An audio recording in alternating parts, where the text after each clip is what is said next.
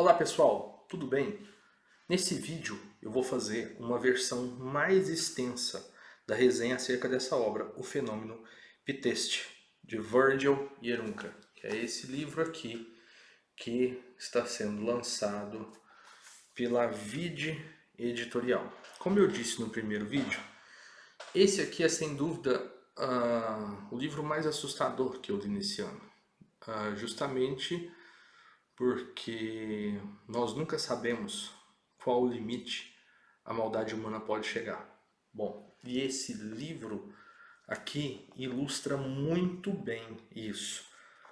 Em razão desse fato, eu venho fazer uma versão estendida, tá? Para aqueles que quiserem um pouco mais de detalhes, para aqueles que têm interesse no estudo desse tipo de fenômeno, né? Que as torturas empreendidas pelo regime comunista, e também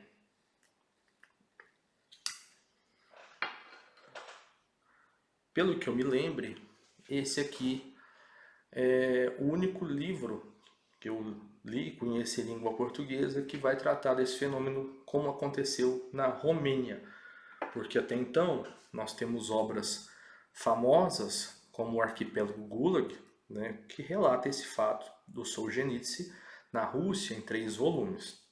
Agora esse vai falar especificamente do fenômeno na Romênia, ou seja, esses campos de concentração e de tortura abomináveis, eles não foram uma exceção à regra do regime comunista, né? Até na verdade, para quem não sabe, os campos de concentração não foram os nazistas que criaram, eles tiveram inspiração comunista. Os nazistas só pegaram essa técnica. Bom, dito isso, e como se trata de uma resenha um pouco mais longa, eu vou fazer a leitura aqui de alguns trechos para vocês terem noção do teor do que é dito aqui no livro. Então, como é falado logo no prefácio, esse fenômeno que aconteceu na Romênia entre os anos de 49 e 52, foram utilizadas uma espécie de técnica psicológica na qual a vítima também era o agressor. Então, assim, havia 4 fases naquilo que eles chamavam de reeducação, sendo que a última fase você deveria espancar o seu melhor amigo, né? E aqui há vários relatos. Isso foi utilizado para humilhar o máximo possível as pessoas, para despersonalizá-las.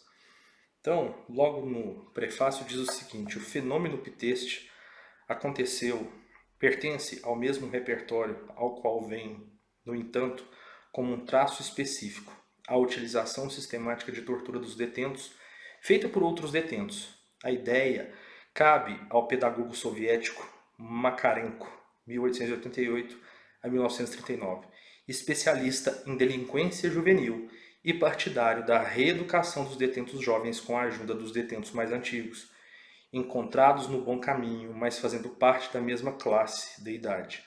As autoridades se valem na aplicação da teoria de um desses arrependidos, Eugen Turcano, jovem fascista que se tornou comunista em 1944 e preso em 1948 e detido em Pteste, onde dá vida a uma organização de detentos com convicções comunistas.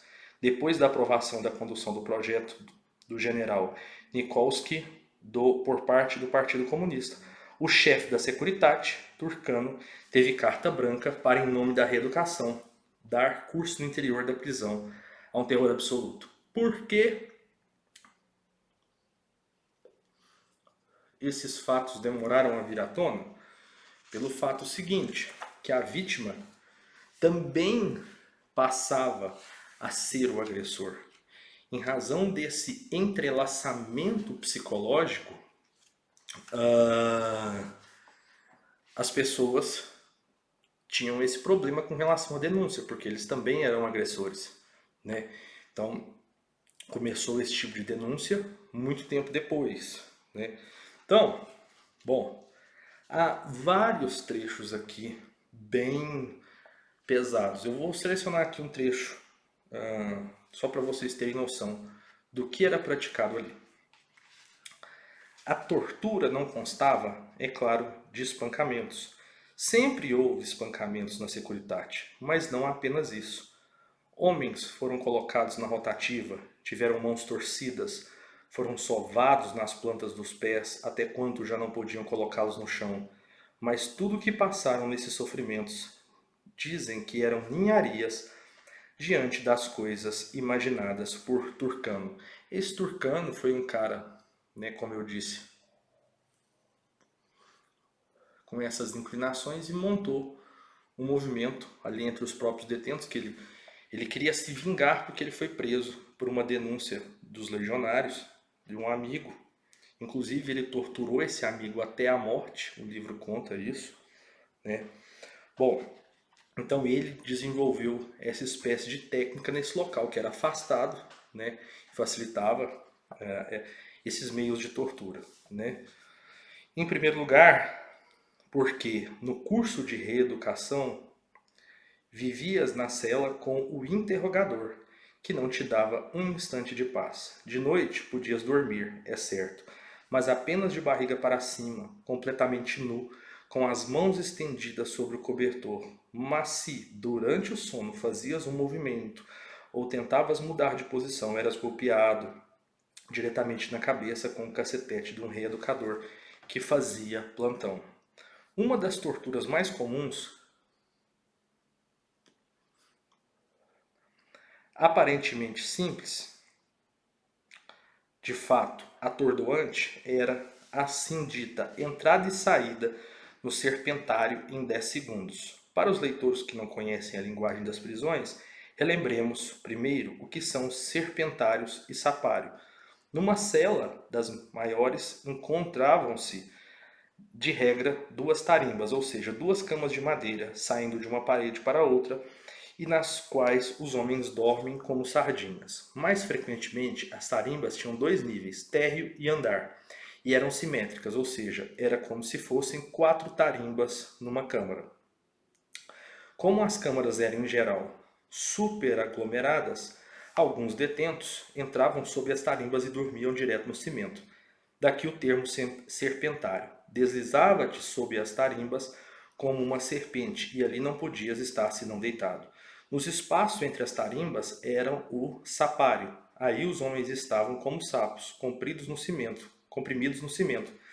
E, no entanto, melhor do que no serpentário, não tendo sobre a cabeça uma tarimba que o impedisse de fazer o movimento. Um homem, chegado há pouco a tal câmara repleta e que não encontrava nenhum lugar, entrava primeiro no serpentário.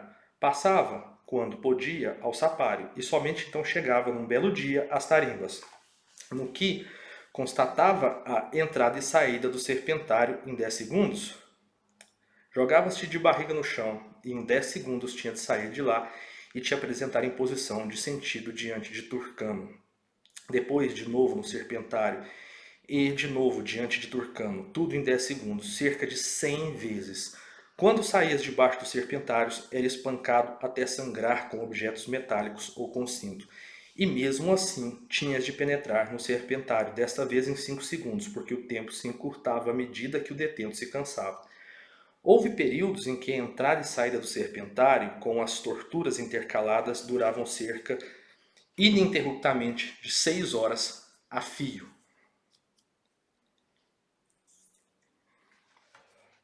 Se alguém caía e perdia a consciência, jogava-se sobre ele um balde d'água e tão logo voltava a si, a operação recomeçava. Um dos primeiros reeducadores do grupo de Turcano, Nuti Patruscano, era aquele que, quando jovem, caía numa espécie de coma.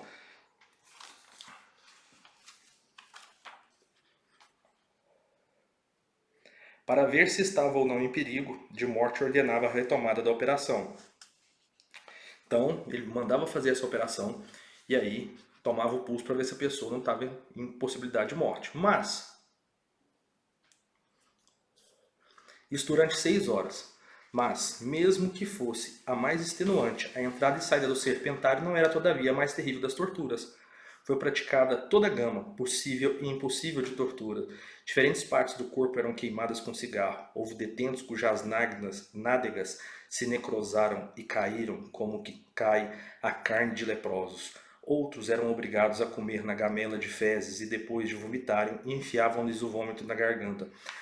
A imaginação delirante de Turcano desencadeava-se principalmente quando se deparava com estudantes que acreditavam em Deus e se esforçavam para não traírem a própria consciência. Então, alguns eram batizados todas as manhãs, afogados com a cabeça no balde com urina e matérias fecais, ao mesmo tempo em que os outros ao redor salmodiavam a fórmula do batismo. Isso durava até que a água borbulhasse. Quando o detento recalcitrante estava perto a afogar-se, era tirado, davam-lhe um curto momento para respirar, depois era afogado de novo. Um desses batizados, a quem se aplicara sistematicamente a tortura, chegara a um automatismo que o dominou por cerca de 2 meses. Ia toda manhã e metia sozinho a cabeça no balde, para o gáudio dos reeducadores. Quando os estudantes de teologia eram obrigados por Turcano a oficiar em missas negras que ele dirigia principalmente na Semana Santa e na noite da ressurreição, alguns representavam sacristãos, outros padres. O texto da liturgia de Turcano era claro, pornográfico, parafraseando de modo demoníaco o texto original. E aqui eu nem vou ler o restante. Ele profanava tudo, né, relacionado à missa, né? Mas aqui, depois que passa a espera, Turcano observava a mímica de cada um. E se alguém, dentre os que tinham declarado reeducados, que tinham denunciado todos os amigos e conhecidos que tinham descrito como tinha feito relações com as mães ou tinham violado as suas irmãs, revelasse algum tipo de instante de hesitação, se sentia que tinha um aperto no coração. Neste momento de blasfêmia, então Turcano explodia. Ah, bandido! Se parece-te, pois, que profanas, ainda há em ti resquícios da tua educação infame. Vai passar de novo por todas as fases. O que te fez tremer agora impediu-te de fazeres também o desmascaramento interno e o desmascaramento externo como se devia. Retomarás desde o começo toda a reeducação. Bom, essa é uma das partes mais, digamos, leves do livro. Aqui, então, quem tem interesse nesse tipo de conteúdo, é simplesmente chocante, né? E nos faz refletir como certas pessoas ainda podem, em sã consciência, se é que tem sã consciência, defender esses tipos de regimes, tá? Negando a própria história. Inclusive ele vai citar logo no começo do livro o 1984, né? O Ministério da Verdade, né? E esse Ministério da Verdade apagava todos os fatos históricos, transformava um passado, né? É o que acontecia no livro do George Orwell. Bom, então esse tipo de livro também vem em conta para que não seja esquecida, os fatos não sejam esquecidos, não sejam sonegados, essas coisas que os regimes comunistas, socialistas praticaram no decorrer da história e ainda praticam. Bom, se você tem interesse, tá aí o livro. Um abraço e até a próxima.